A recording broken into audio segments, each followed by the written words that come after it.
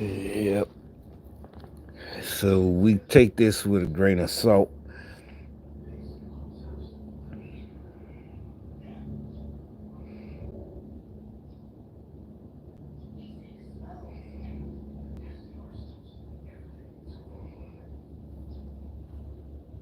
We just released this coin, and it's making liberals absolutely furious.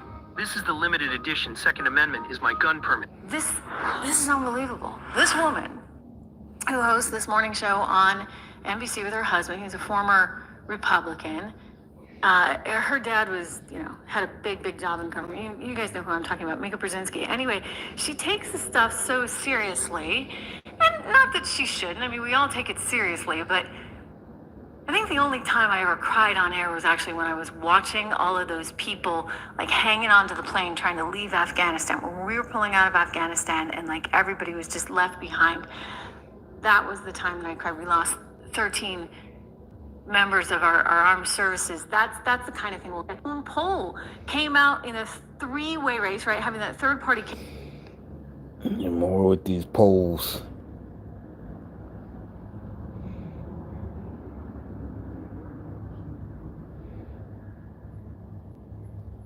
Well, another big story today, early voting getting underway in Georgia. Voters turned out in record numbers, and the polls are still open today. Some reported standing in line for more than an hour to cast their ballot. Fox 5's Deidre Diggs is live at a polling location. And the point before they say, well, why y'all care so? Because if it's too big to, like last time, bottom line, okay. So that's why everybody's making sure that they're getting the word out. Everybody make sure to go out there and vote. So there's no doubt. Buckhead with the latest, Deidre. In the states with the, make everything. Everything. And when they elect the 270 electoral votes, I'll let, make it it's impossible to rig. Shenanigans. That's right, Christine. And this was one of those locations where folks did see us long wait at certain times. Ashley, this is the shortest line we've seen here this afternoon. This line actually stretched out into the parking lot at times today. Now, at around 2:30 this afternoon, state officials reported that some 200,000 Georgia voters had cast their ballots. I expected to see people out here. I'm not sure I expected a line this long. Voters waited patiently in long lines to cast their ballots outside the Buckhead Library as early voting got underway. I wanted to get it out of the way. Didn't want to have to wait for Election Day. While several polling locations reported little or no wait when polls opened, turnout was heavy Tuesday morning. I feel like this is probably the most important election of my lifetime, of our lifetimes collectively. Georgia was on track for a record-breaking day. At 10:29 a.m. this morning, we already had 71,054 people vote early today. Georgia Secretary of State Brad Raffensperger praised state and local officials for ensuring Hurricane Helene didn't impact the election. We put our heads down, we did our job, and that's what people expect of us. Raffensperger detailed the extensive steps taken to ensure election integrity. Everything that we've done in the last 6 years has been for the voters, so they have results that they can trust. Even as state officials work to move past Georgia's 2020 presidential election and false allegations of voter fraud. We test the machines beforehand, we test during, and we have audits. If they're false allegations, why, you're working so hard to keep it from happening again? So, yeah. Or are they even working hard? Are they just standing there and saying, oh, yeah, we're testing. So, they could do it again. After all those things, then we have a new audit tool. We feel like we've done everything we can to be transparent and show the people, no matter who wins, as the Secretary often says, that's up to the voters. We're here just to report the final results.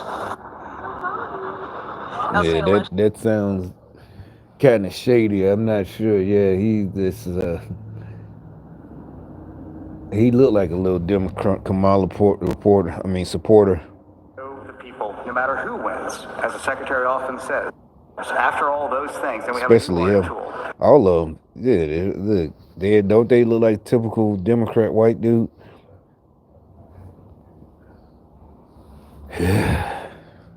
We'll see.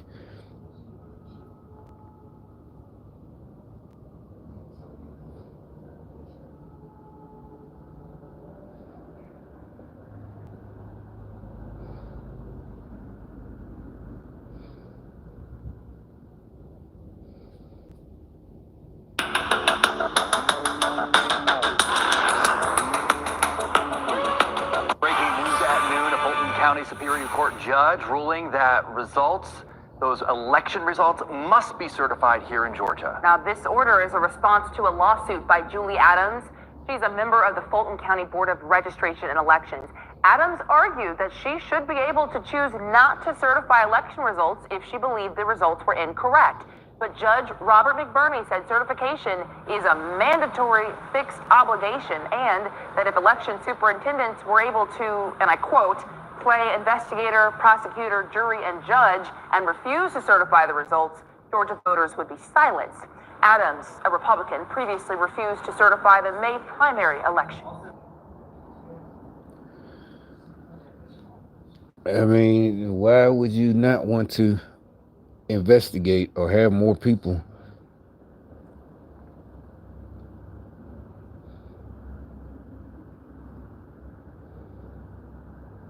Why are black men being lectured to?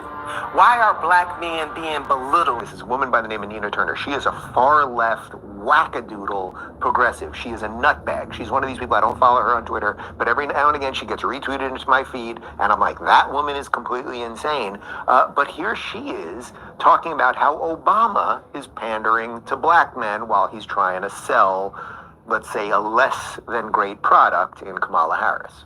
Why are black men being lectured to? Why are black men being belittled in ways that no other voting group? A tour of media to appeal to men. They need to appeal to the needs of the voters. And so when I was a delegate for President Obama in both of his elections in Ohio, right now the vice president is down 11 points in Ohio, even though I fully expect President Trump to take Ohio as he did twice, but to be down 11 points compared to President Biden, that is a problem. But this other issue I want to bring up is a problem too. Why are black men being lectured to? Why are black men being belittled in ways that no other voting group?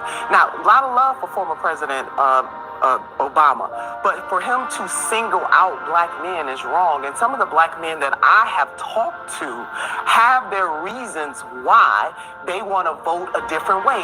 And even if some of us may not like that, we have to respect it. So unless President Barack Obama is going to go out and lecture every other group of men from other identity groups, my message for Democrats is don't bring it here to black men who, by and large, don't vote much differently from black women. Isn't that something? At the end of identity politics, you have a far left person being like, don't belittle us and look at us only through our identity. It really is what the end of identity politics is, because staring at people and being like, you're black, you must think this, and you're a woman, you must think this, it's actually pretty stupid. Yeah, I thought that show was so stupid years ago. Everybody's finally catching up to me. I'm not, like y'all, like, now they want to jump on the back. No, hey, come on. The whole thing, just anything. Oh, black people don't do that. Black people don't go over there. Black people don't go to that side of town. Black people don't do this. Black people don't eat mayonnaise. Black people don't. The whole thing is stupid. But and they really thought that was a smart thing or whatever the fuck they thought.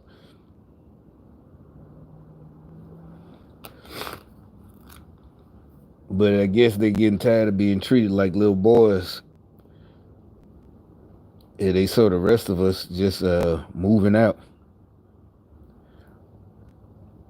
A resident of Aurora, Colorado, is speaking out about the escalating gang violence, accusing local officials and media of downplaying the presence of Venezuela gangs in her community. Cindy Romero, who left her apartment earlier this year due to safety concerns, described the situation as increasingly dangerous. I feel like it's a slap in the face, Romero told Fox News Digital. How many gangs are acceptable in Aurora? How many people need to be displaced? Her comments come as GOP vice presidential candidate Senator J.D. Vance and ABC's Martha Radas clashed over former President Donald Trump's claims that Venezuela gangs, particularly the transnational Tren de Aragua, have taken over apartment complexes in Aurora. Radas argued that the incidents were isolated to a few properties. These crazy white Democrat, boy, they are crazy. But thankfully, it's the white folks who are getting fucked up. Seriously, if it was just black folks or they went through the hood, nobody would care. But white folks is, like, hell no, wait a minute, no, y'all only supposed to go in the hood and do this. While Vance responded, only a handful of apartment complexes were taken over, and Trump is the problem, not the open border policies. Trump, who visited Aurora last Friday, slammed Biden's immigration policies and vowed to mobilize law enforcement to hunt down and deport gang members. Romero, who briefly appeared on stage during Trump's rally, said her family was forced to move after security cameras captured armed men breaking into a neighbor's home and bullets hit her car. She criticized local police for a lack of response to her 911 calls. Romero's concerns align with the recent arrest of 10 members of the Tren de Aragua gang in Aurora. Didn't they, this crazy bitch. The funny thing, both of these was an hour ago. When was this? A resident of Aurora, Colorado is speaking 2 out hours about ago. the All right, and then you get Democrats secretly manipulating the weather from a secret base in Alaska, to Trump being incapable of losing this election. He's winning in a landslide. And some Democrats are starting to believe the disinformation too. So obviously Trump's campaign strategy is not disinformation, okay? What it shows you is that his campaign has been very effective at highlighting the actual... and he's telling the truth.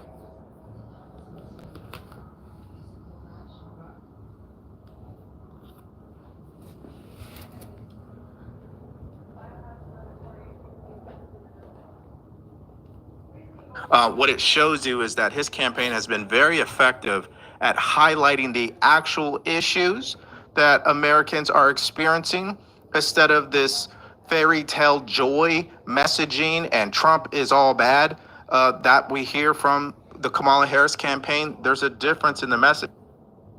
And that was New York Times again, New York Post, rather. A resident of Aurora, Colorado is speaking out about the escalating gang violence, accusing local officials and media of downplaying the presence of Venezuela gangs in her community. Cindy Romero, who left her apartment earlier this year due to safety concerns, described the situation as increasingly dangerous. I feel like it's a slap in the face, Romero told Fox News Digital. How many gangs are acceptable in Aurora? How many people need to be displaced? Her comments come as GOP vice presidential candidate Senator J.D. Like I said, they're dying party, the Democrats, they losing their minds.